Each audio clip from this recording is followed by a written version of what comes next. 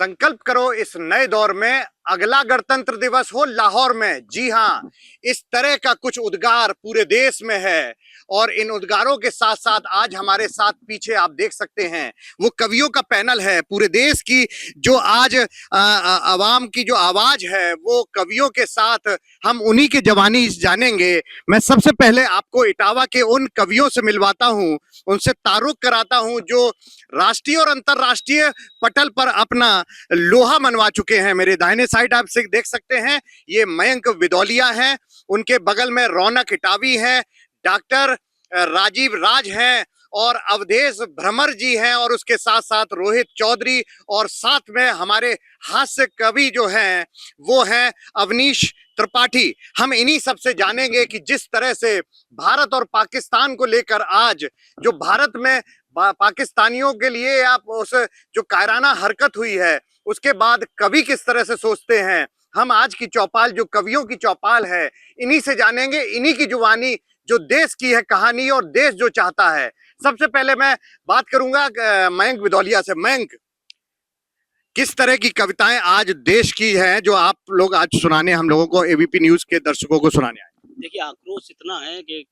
कविता कहने का तो मूड ही नहीं है, लेकिन मैं भारत के प्रधानमंत्री से कवि हूं तो थोड़ी सी एक रिक्वेस्ट कर सकता हूं कि माँ भारती को आस है, आपसे विश्वास है, आप हौसले को अपने बुलंद कीजिए, ना शीश को झुकाइए, ना हाथ यूं मिलाइए, ना वेदना की अग्नि को भी मंद कीजिए, बद करो पापियों का, दुष्ट अपराधियों का, प्रीत वाली रीत देना बंद कीजिए और छोड़ दो विकास काम, मंदिर और अयोध्या राम, पहले गद्दारों की फांसी का प्रबंध कीजिए। क्या बात है, पहले गद्दारों की फांसी का प्रबंध कीजिए। मैं देश के प्रधानमंत्री से अपील करना चाहता हूं कि उन्होंने जो वीजा रद्द किए और उन्होंने जो सिंधु जल समझौता उसको रोका पानी को, मैं इस पक्ष में नहीं हूं। मैं किस पक्ष में हूं बस कविता के माध्यम से सुन लीजिए कि ईजा वीजा रद्द करोगे इनसे क्या हो जाएगा, क्या बात, कि ईजा वीजा रद्द करोगे इनसे क्या हो जाएगा, सिंधु जल समझौता क्या दुश्मन को सबक सिखाएगा, सिंधु जल समझौता क्या दुश्मन को सबक सिखाएगा, अगर कुछ करना चाहते हो तो इजराइल का पाठ पढ़ो, वाह वाह, करो मंत्रणा सबसे मिलकर आगे सबके साथ बढ़ो, करो मंत्रणा सबसे मिलकर आगे सबके साथ बढ़ो, साथ तुम्हारे देश खड़ा है, साथ तुम्हारे देश खड़ा है, जो चाहो कर डालो तुम।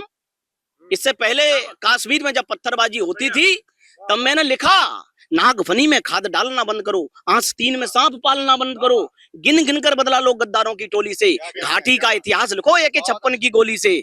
लेकिन मैं आज अपनी इस बात को खारिज कर रहा हूं, मैंने सोचा मैं सही नहीं लिख पाया, आज उसको करेक्शन कर कर लाया हूं। बताइए बताइए। वो मंत्रणा सबसे मिलकर आगे सबके साथ बढ़ो, साथ तुम्हारे देश खड़ा है, जो चाहो कर डालो तुम, साथ तुम्हारे देश खड़ा है, जो चाहो कर डालो तुम, साइड में रख दो के 56 में टम बम निकालो तुम, साइड में क्या के 56 में टम बम निकालो तुम। कैसी ये अनहोनी है, हर घटना बड़ी घिनौनी है, रूहें तलक कब जाती हैं, जब संवेदनाएं मर जाती हैं, तब मन करता है केवल अग्नि गंधा गीत सुनाने का, कलम छोड़ तलवार उठाकर कुल की रीत निभाने का, कलम छोड़ तलवार उठाकर कुल की रीत निभाने का। कलम छोड़कर तलवार उठाकर कुल की नीत निभाने की बात कह रहे हैं। मेरे साथ रौनक इटावी हैं, क्या लाए हैं आप, क्या क्या हमारे दर्शकों को सुनाएं? मैं मन बहुत दुखी है जो हमारे देश, हमारे भारत हिंदुस्तान पर जो हमला किया गया, ये आतंकियों को इन्हें फांसी मिलना चाहिए। एक सच्चे हिंदुस्तानी मुसलमान की आवाज है। मैं अपनी इन पंक्तियों से पेश करता हूँ, गुस्से का इजहार करता हूँ। बिल्कुल बिल्कुल। हमसे जो टकराएगा इंशाअल्लाह, क्या बात है, क्या बात है। हमसे जो टकराएगा इंशाअल्लाह, मिट्टी में मिल जाएगा इंशाअल्लाह।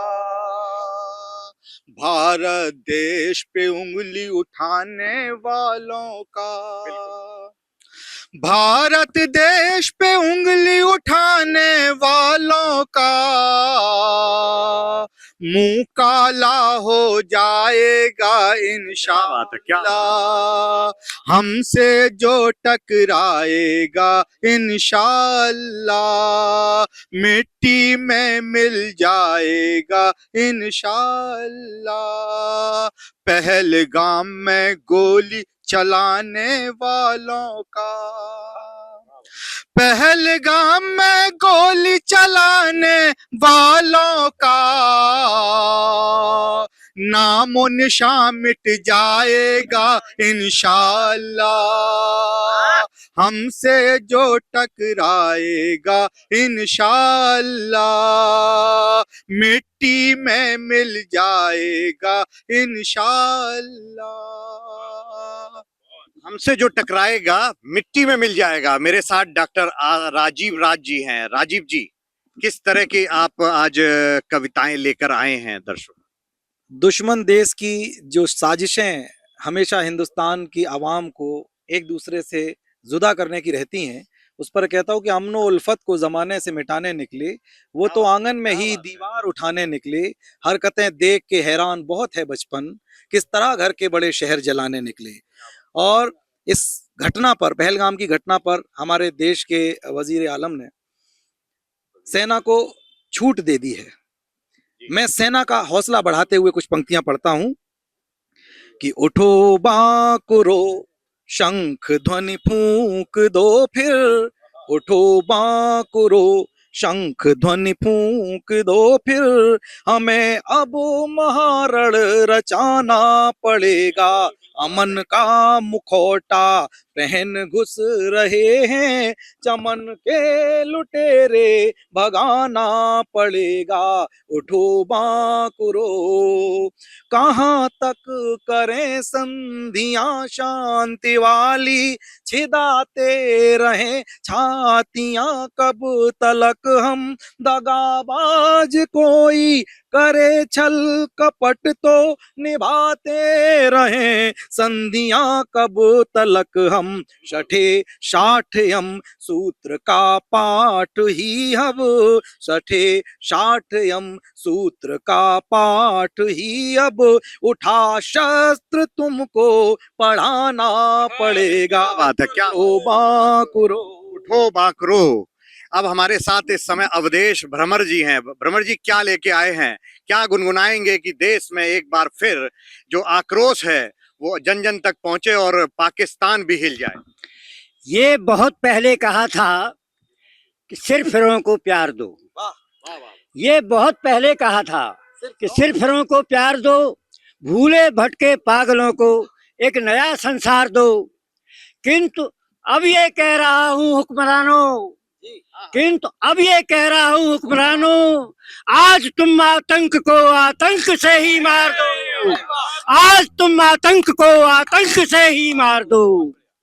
और देखिएगा सेना के बारे में ही फिर से, तन मन धन न्योछावर जिसने किया देश की आन पर, नतमस्तक है आज देश उनके पावन बलिदान पर।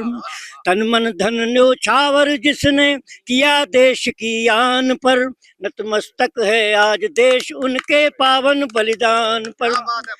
झूठी आन बान पर कितने ही जय चंद मिले गोरी से, झूठी आन बान पर कितने ही जय चंद मिले गोरी से, कितने ही मिल गए मीर जाफर अंग्रेजों में चोरी से, कितने ही मिल गए मीर जाफर अंग्रेजों में चोरी से।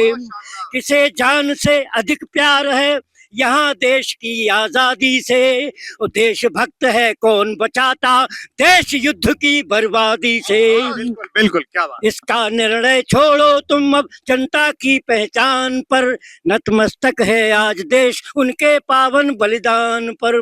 सीमा पर मर मिटने को अब गई जवानों की टोली, अपने सीनों पर खाई वीरों ने दुश्मन की गोली।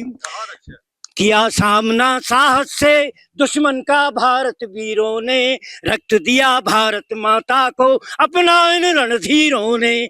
आँच ना आने दी वीरों ने, आँच ना आने दी वीरों ने भारत के सम्मान पर, नतमस्तक है आज देश उनके पावन बलिदान के पावन बलिदान पर।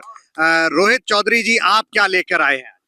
देश नहीं बैठा है केवल निंदा की अभिलाषा में, इनको उत्तर देना होगा इजराइल की भाषा में। बहुत सही बात।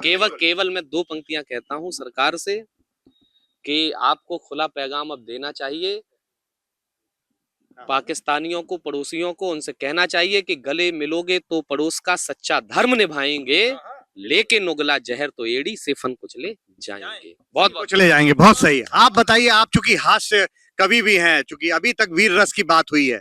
हास्य कवि क्या लेके आए? मैं तो सही बताऊं कि पाकिस्तान की इतनी औकात ही नहीं है जिस पर कविता लिखी जानी चाहिए।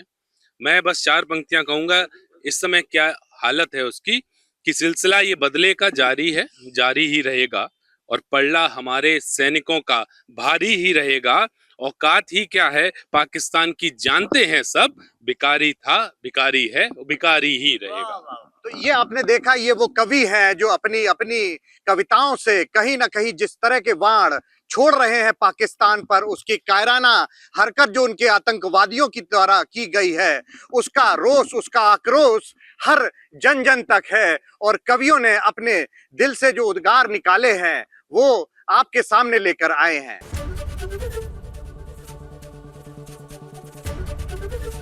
एबीपी गंगा, खबर आपकी, जुबान आपकी।